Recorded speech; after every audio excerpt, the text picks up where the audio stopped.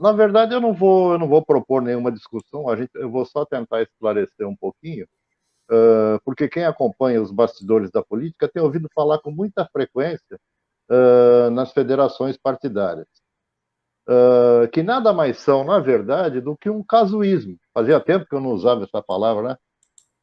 Mas nada mais é do que um casuísmo criado para evitar a extinção de partidos pequenos que não alcançaram a cláusula de barreira imposta em 2017, né?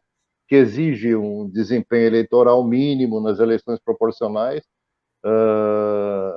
do Congresso, né? Da Câmara Federal e nas eleições majoritárias para o Senado.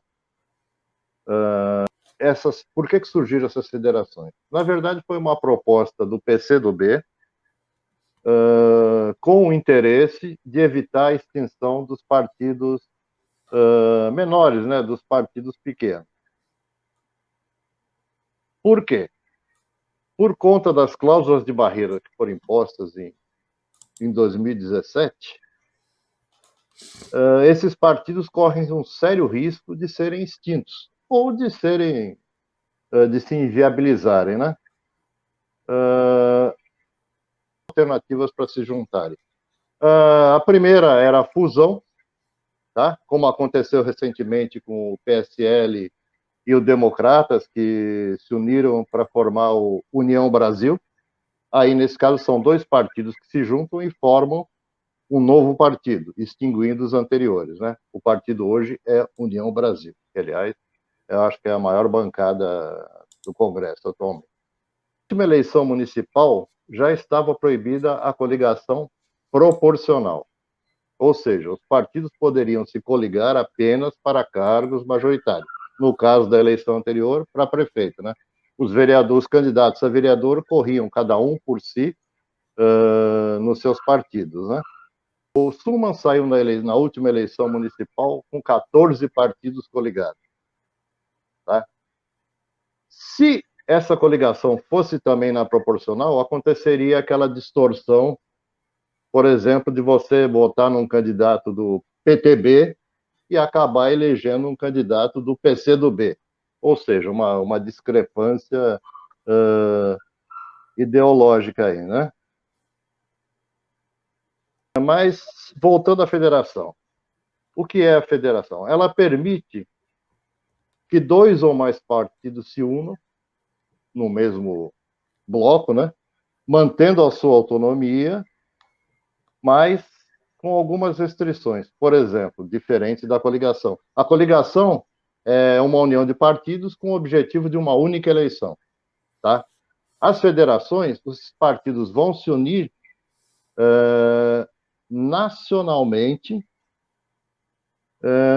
mantendo a sua autonomia, cada partido continua com a sua autonomia, mas eles têm que estar unidos por um período de 4 anos. Ou seja, essa federação que vai ser criada agora, ela vai influenciar até na próxima eleição municipal.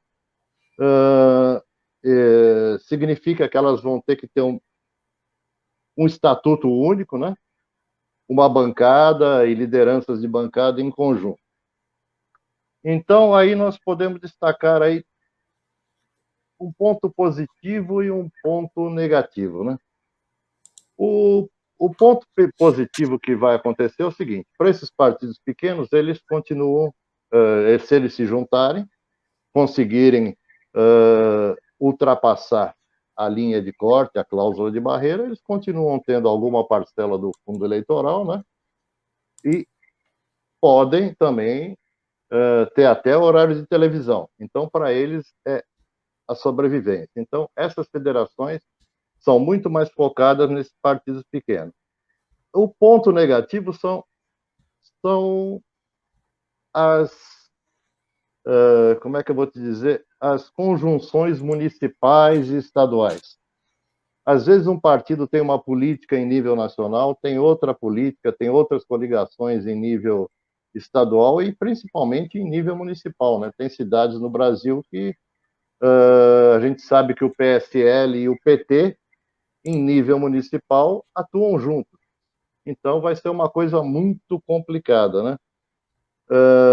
dizer que essa coligação, se ela for quebrada nesse período de 4 anos, o partido vai sofrer sanções, como eu disse, do fundo partidário, vai sofrer sanções do tempo de televisão, e o partido que romper essa federação, ele não vai poder se federar, vamos dizer assim, com nenhum outro partido até ter cumprido os 4 anos.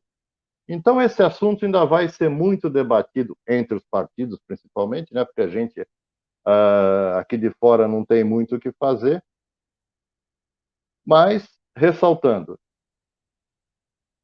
os partidos nanicos ganham com isso, os partidos grandes podem ganhar? Podem, até dependendo de um...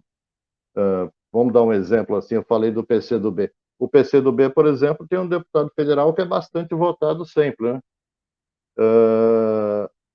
O, o antigo PPS, né? Você tem o Roberto Freire, por exemplo, que é um candidato que qualquer eleição sempre se elege, sempre tem uma votação extremamente boa. Então, isso pode somar esses votos aí no Embornal. Mas a previsão de quem entende do assunto, dos observadores políticos, é que dificilmente a gente vai ter mais de 3 federações por conta desses pontos negativos que eu falei em nível nacional.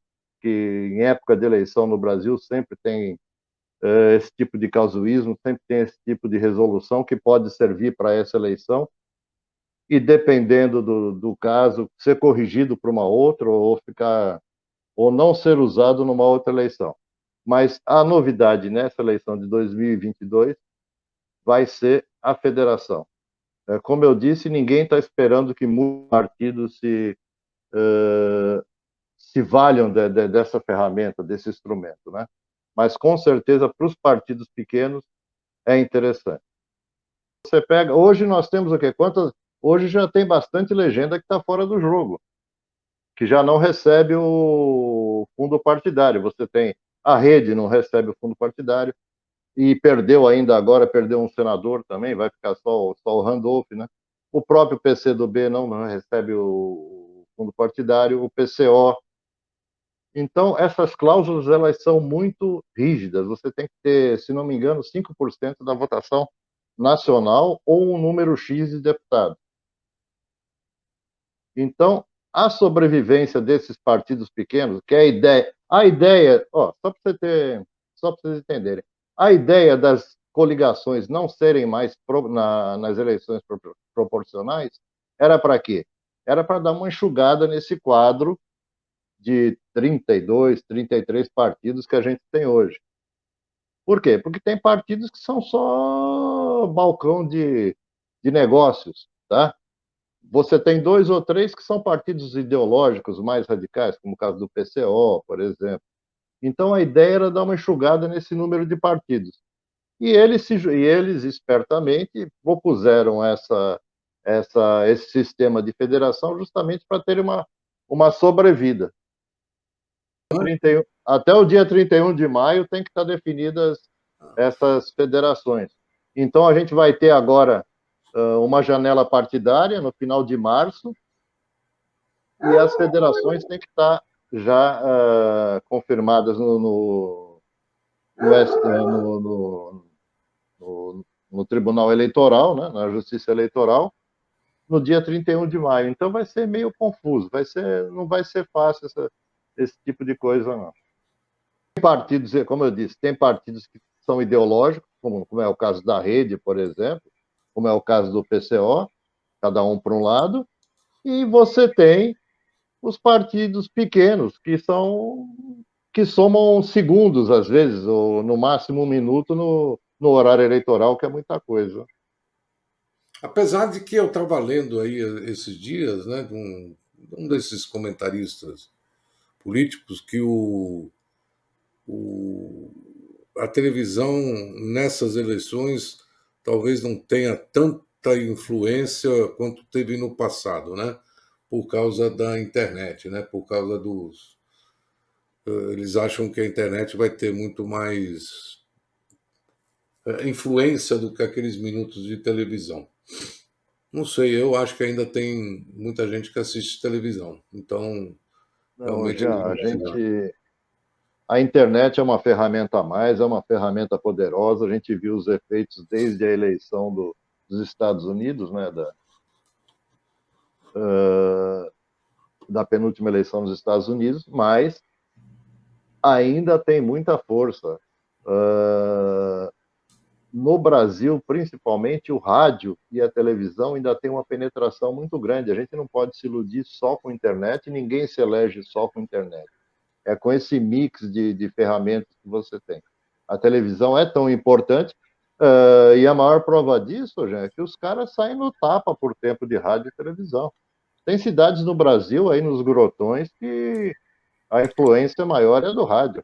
Então, não dá para se descartar ainda a propaganda de rádio e televisão.